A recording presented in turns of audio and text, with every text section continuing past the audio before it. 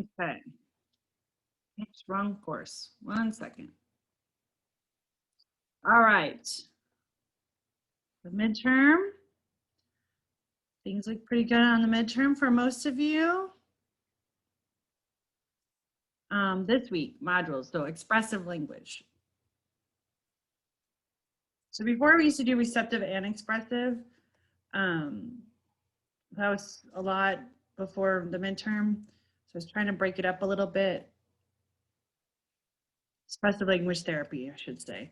So we have talked about expressive language, but to do a session plan, and I'll reload those forms, the same forms that we used for the receptive language session plan, we will use for the expressive. So I'll reload those into the module because I don't think they're on there. But same kind of things that we've done before.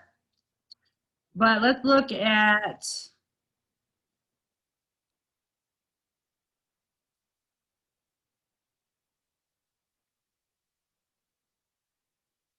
the using words. So I really like the stuff from Kid Sense.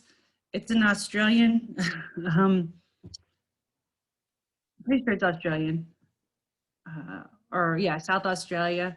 So they have some great, what I call summaries of things, good review, very nice and concise. So that's why I like these. But really, truly, I hope everyone understands why expressive language is important. And really, one of the biggest things that we have, and I think families have too, is they want their person, young or old, to be able to express their wants and needs. So it's super important that us as therapists, we're giving them avenues in order to do that.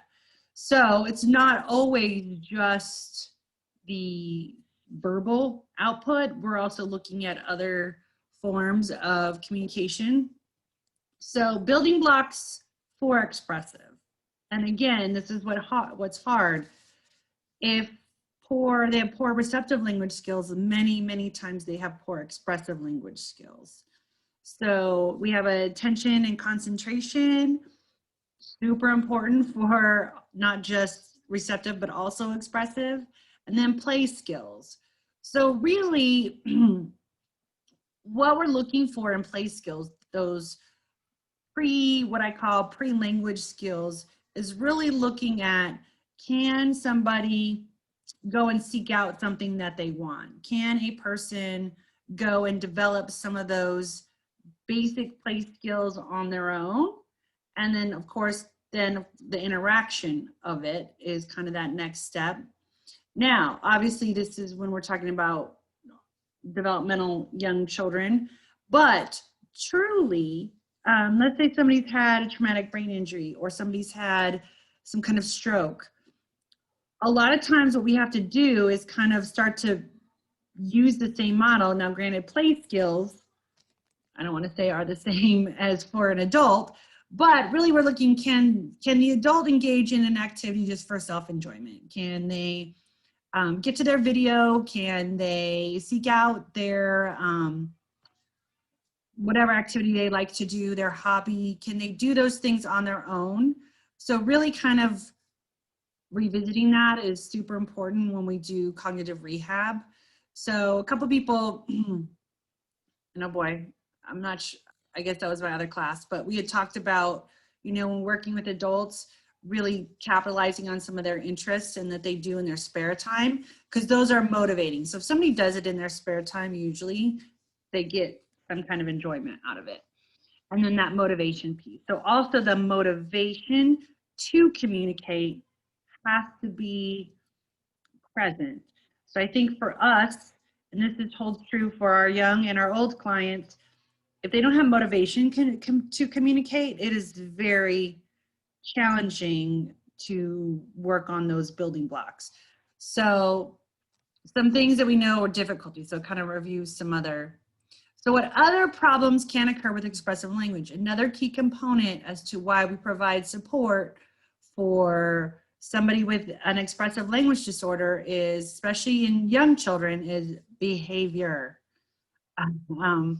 participation, social skills, and then of course there's literacy and fluency, as well as looking at kind of those next higher level skills, planning, sequencing, executive functioning, and sensory processing.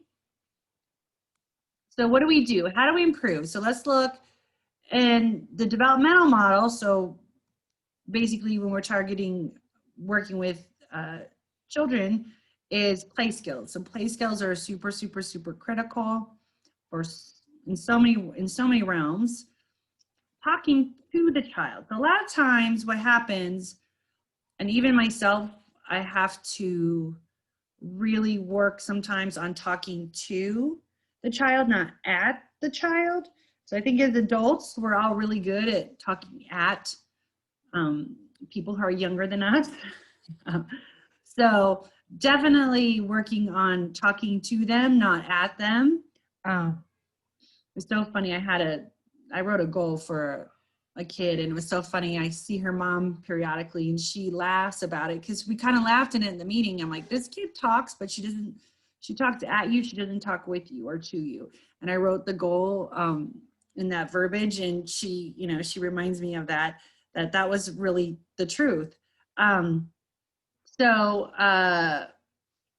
Face to face. So getting that visual engagement is super important. It's one of the things I don't like as much with online. You don't sometimes get that face to face. I mean, you guys get plenty of my face, but it looks real rough about 8 o'clock on a Tuesday. But I don't get as much with you guys. So that's why I do like looking at your videos. I feel like you get that face to face. Virtual learning for all the schools that have been dealing with COVID. That's kind of a key thing that we all talk about missing. And then books is absolutely, when in doubt, you can do a book always, young and old. Really, really, really a good piece to build on in so many ways. And then model. So when we say model, we're talking about you demonstrate it for them and then they can do it. So what's nice too, especially in some of the expressive language things, if you have another person to do that with. That's why typical peers are great in a developmental preschool. Siblings and other family members that you can model with so they can see the interaction is really, really helpful. Other activities that improve. So naming items together, choices, day-to-day activities, again, playing, looking at books, talking about the books. Someone was talking about picture albums in one of us session plan, and I really, really like picture albums. So something that's meaningful to the client, and that holds true for young and our adult clients that, photo albums really, really help bring out that language. And I want to say, especially in our adult population, so doing some cognitive rehab with our adults, having picture albums of things that they've experienced in their life are super stimulating for them, especially in their brain, like, memories, word retrievals, lots of different things can be used with photo albums. So that's always great, or now we have the phone, we look through some pictures in a phone. Sometimes, my pictures aren't always exciting, but, so reading stories, writing letters, that's almost going to become a lost art soon. And then pictures. Really, pictures are really, really stimulating for language. So when you see language stuff and you see picture-based things, really, really critical to have a content to talk about. So obviously, why should we seek therapy? And then if left untreated, what are difficulties that happen with expressive language? So we've got, gosh, so sorry. It's sounding awful. My allergies really bad. Okay. I was just outside at the baseball game, so excuse me 1 second. All right. So what do difficulties with the expressive language lead to? Social, obviously engaging in higher education levels, jobs, and really job skills. How much do jobs of various levels and difficulty you require communication, almost all of them. So definitely some things to remember. And when in doubt, you guys always look at ASHA, or is ARSHA, hold on. I think it's ASHA. There we go, sorry. And if you look at some of this, they have some great information. So when we talk about spoken, okay, hold on, spoken language disorders. I have a kid, he was trying to say, he's trying to say spooky and it came out, you know, smoking. I don't know what happened with that, but we were giggling today about it. So again, and some other things too, like bilingual service delivery, that's always not for you guys to have to tease out. That's for your supervisor to tease out. But a lot of times when we're looking at a bilingual household, a lot of times receptively, they're good, but a lot of times expressively, they can have deficits in both languages.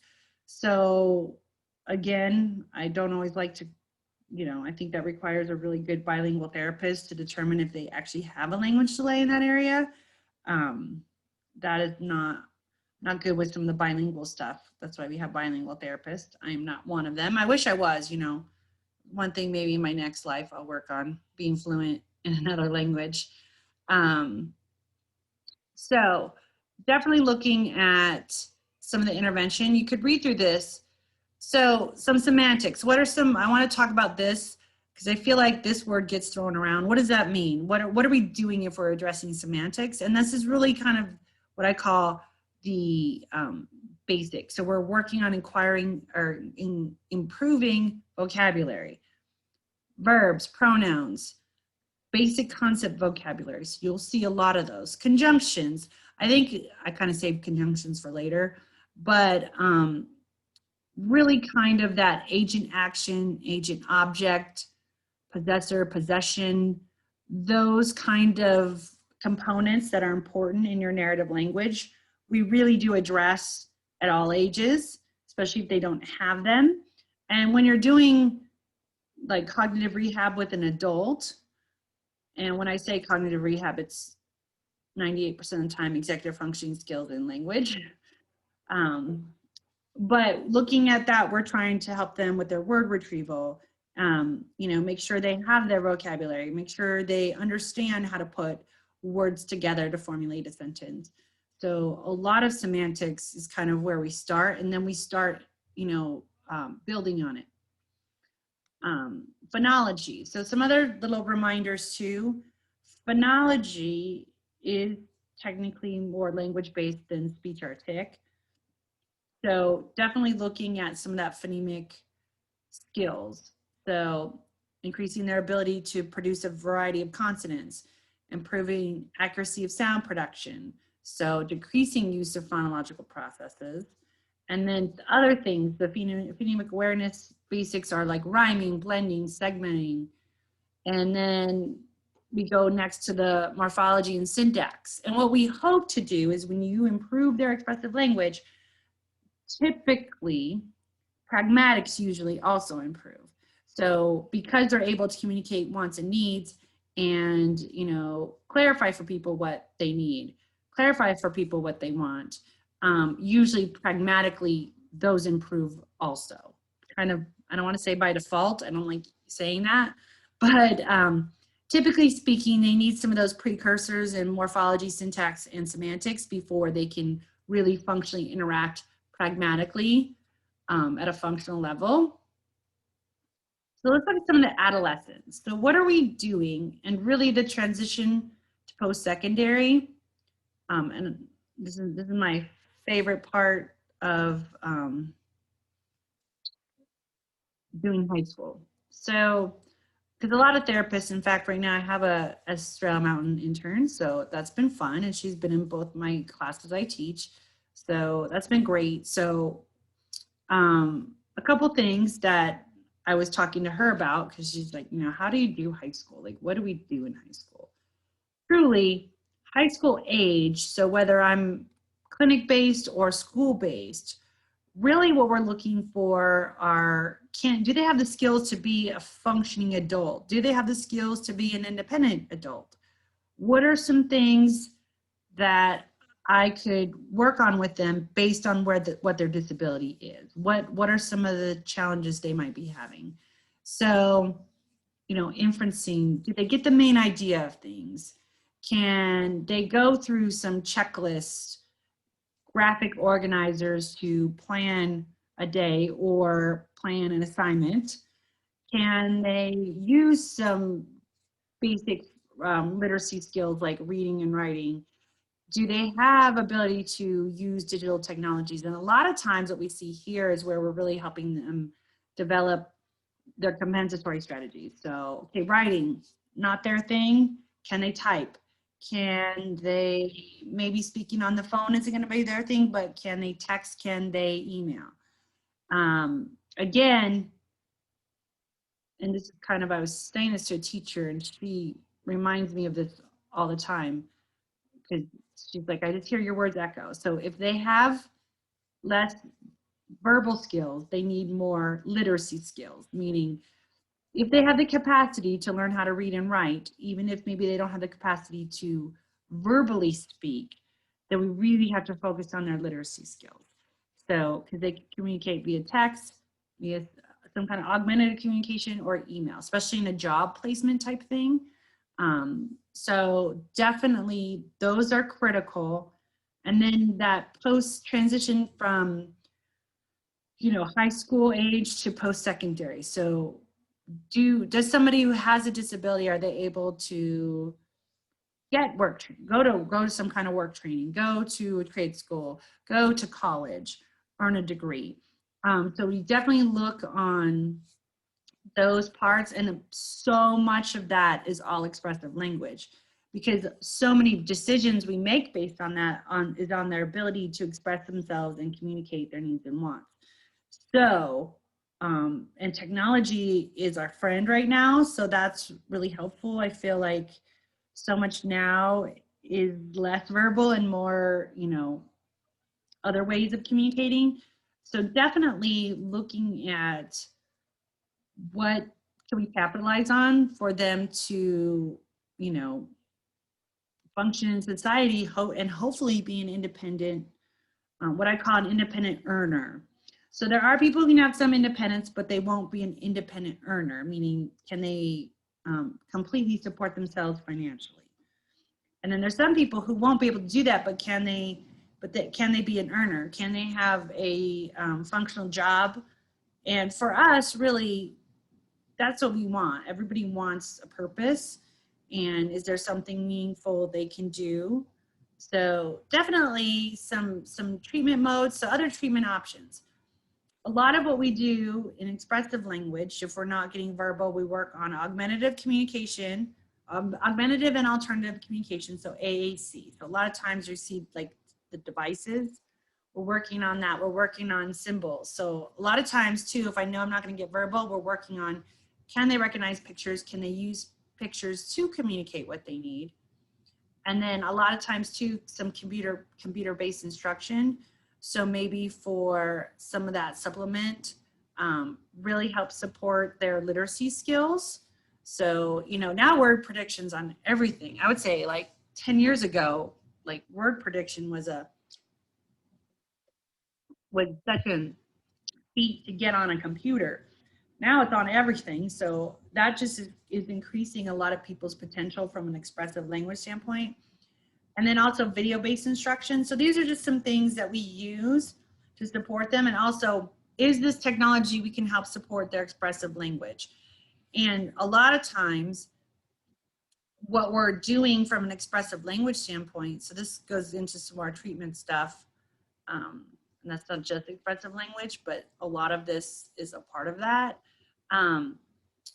is looking at what is the most efficient form of communication. So there are some people that can be verbal, but it's difficult, or it's very labor intensive for them. And are they just more efficient via text via some kind of other alternative communication? So how many times have you just wanted to check something than to call? I mean, I don't know. That happens to me 4 times a day. So you know, it's more efficient to text versus have a phone call sometimes. Or sometimes it's too long and too difficult, so texting is too labor intensive. It's just easier to call. So there's some things to look at. They have some good information on on the ASHA website. This is another website I like. It's real, what I call, this talks a little bit more about kind of fading some prompts, and it talks a little bit about late talkers, and then it has some great printables that you can do. So I have subscribed to this website. I don't think it costs any money. I'm pretty sure it doesn't cost any money, but a lot of times too, descriptors. So a lot of times what we do to build expressive language, descriptors. So that might mean working on, you know, look at these 2 pictures. What do we see? What's the colors? What's, you know, what's the movement? What's going on in the picture? What are they doing? So a lot of times too, it's just helping people understand the components that need to be in the expressive language. And my co-therapist, she calls it caveman speech. So a lot of times they start with caveman, you know, cargo, or, you know, yeah, bed, brush, you know, like brush teeth, go to bed, instead of all those function words. It's just like brush teeth, bed, you know, really trying to work on building those components in language. And a lot of times we start at the 2-word and then we increase. So definitely some things we do. And a lot of what we do for our young kids is we really work on that vocabulary development, working on that semantic part. And then when they say something, we do a lot of recasting. And I forget, there's at least 3 different words that mean the same thing, but I call it recasting. So let's say they'd say, like my boys do this, you know, they go, waffle breakfast, like instead of asking, can I have a waffle for breakfast? It's waffle breakfast. Or they'll go, you know, they like looking at the decorations, and they'll just go and tell me orange pumpkin, meaning they want to go walk and see the orange pumpkin that's down the street, instead of, you know, Mom, can we go on a walk? So a lot of times what I'll do is I'll recast it for him. So if he tells me orange pumpkin, and I'll say, you know, see the orange pumpkin, walk to the orange pumpkin. So a lot of times they want to walk. Or sometimes they'll just tell me walk, and then we have a park real close that we walk to. So walk where? And then I'll say walk to park. So I do that a lot with them, especially my one twin. He does a lot of 1 or 2 words. His goal is to increase his goal on his IEP, I just read his practice report, is to increase his MLU to 3.8. But yeah, no, he's about at a 2.1, which is really almost dead on correct from what I see at home. So I was texting with his therapist about that. Yeah, if he can do 2 words, he's going to do 2 words. He does not want to add any extra words. So one of my girls is like that too. But really kind of giving them the words and then making them, you know, say it is really helpful. Having them repeat what you say. Yeah, go ahead. All right.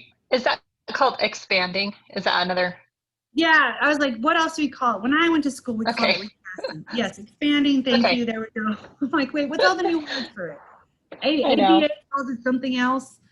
They call it, not priming, they call it something else, yes. Expanding. It's like a whole extra scavenger hunt within the profession, just to figure out what all the definitions are. I know, we're so annoying that way. We got 50 words that mean the same thing all the time.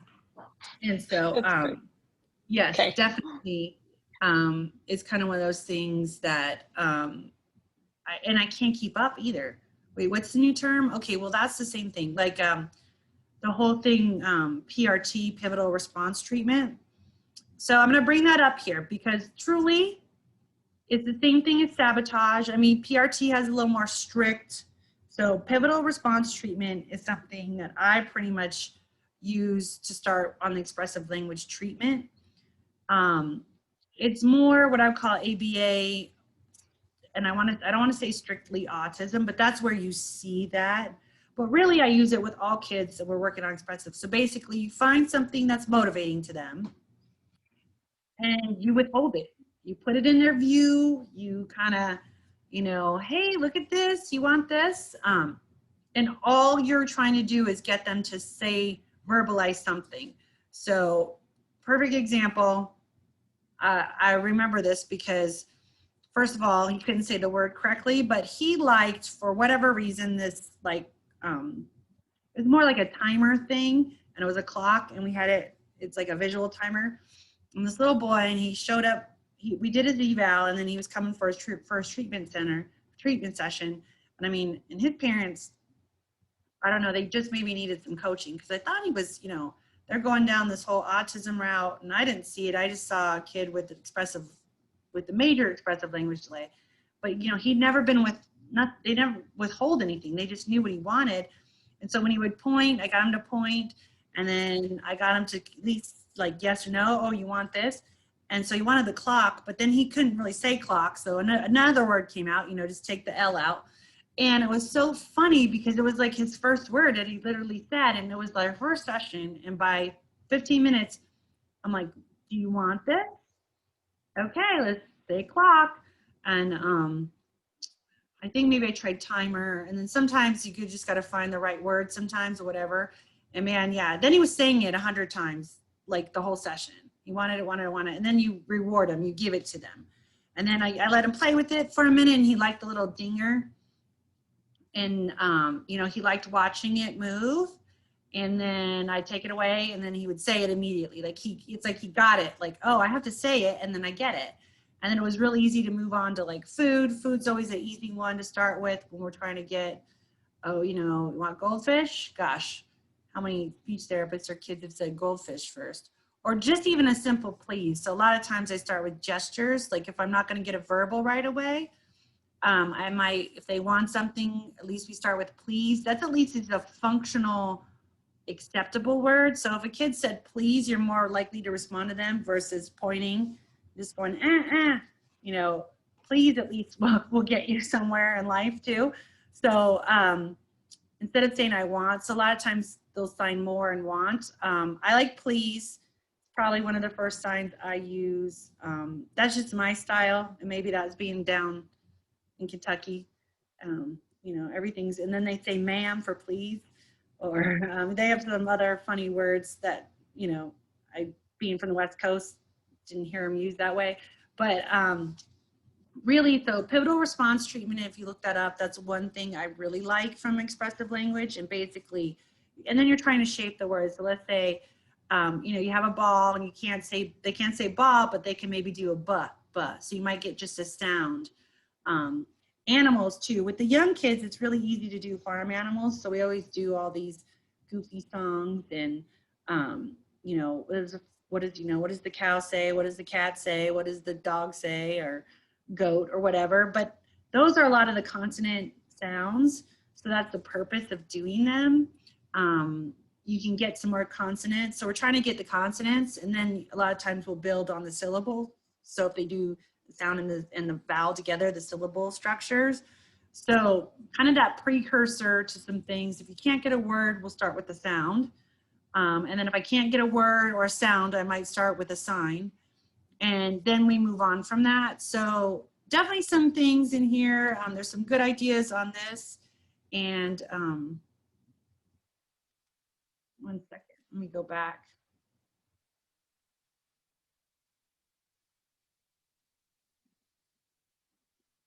One moment. But a lot of what you're using in expressive language, you're doing a lot of the same things in receptive also. So it's really hard to sometimes, are you doing some receptive stuff also? Of course you are.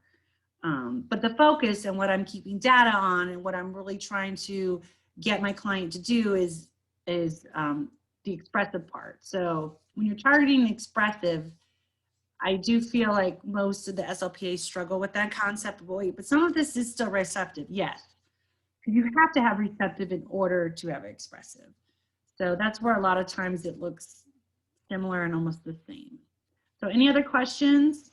And then so we have the expressive language therapy session plan and then the read and review summary. And it's the same plan as in the receptive language. So I'll just reload it into this module for you guys.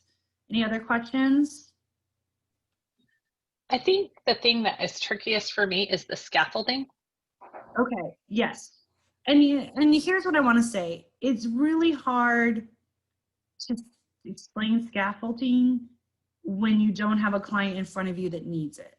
So it's kind of, sometimes I start real basic. Can I just get a gesture? And then I'll scale up to, can I get a whole word? Or I start at the word and I'll scale all the way down. Or with an adult, can I get a whole sentence out? Okay, we're not gonna get a sentence out. Okay, can I get, a noun? Can I get a short phrase? Can I get a 2 or 3 word phrase? Okay, I can't, can I get a word? It depends on the client and depends on the details of where to start with the scaffolding. It is really hard just kind of out in air, where do you start? Because sometimes you have to start at the top and build it down, or sometimes you have to start down and build it up. I think typically I start down and build it up with the younger, when I say like 5 and under. And then maybe with my adult, I start real high and then I'll scaffold it down, because you don't want to insult somebody. But that's real basic, and that's just real what I would call your basic where to start. So a lot of times when I want them to be able to repeat, let's say I recast or expand, thank you, what's the new term, expand to 4 words, but really, they only did 1 or 2 and I'm trying to expand to 4, and that was a struggle. They still only gave me 2. Okay, now I'm going to go to 3. All right, let's try 3. I think you keep adjusting as you're working with your clients. So it is hard. That is not easy. And that's something to really talk about and work on in your placements and your practicums, because it is hard to know where do you start. So I don't know if that really answered your question. No, it does. So for something like this, pick something that's kind of in the middle so that we can show what's down and what's up. Okay. And so sometimes when I read, how do you, as long as you have an idea of what's more advanced and what's less advanced, and I mean, sometimes you are breaking it down. My CF and I were talking about that. Like, I'm like, okay, this kid doesn't even have this. We got to go down all the way to the basic. So sometimes you do. Sometimes you're like, okay, this, and then that's when you talk to your supervisor and say, hey, I don't know about this goal. I need more input. So those are some things too, as you do it, that will get easier. But if all I'm looking for on these session plans is, do you have a general idea of how to make it harder and how to make it easier? That's really what I'm looking for. Does that make sense? Perfect. Yep. Yeah. Okay. All right. Well, thank you guys for joining me. And I'll repost that session plan for everybody.